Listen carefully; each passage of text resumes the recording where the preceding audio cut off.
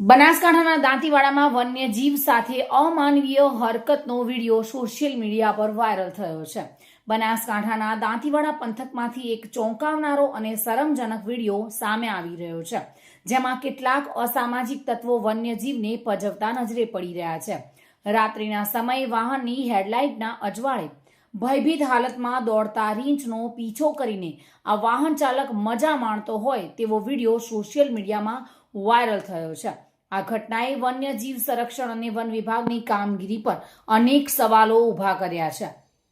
બનાસકાંઠાના દાંતીવાડાથી વાયરલ થયેલ વિડીયોમાં સ્પષ્ટ રીતે જોઈ શકાય છે કે દાંતીવાડા વિસ્તારમાં રીંછ ડરના મારે દોટ મૂકી રહ્યો છે, જ્યારે પાછળથી એક વાહન હેડલાઇટ ચાલુ રાખીને તેનો પીછો કરી રહ્યું છે।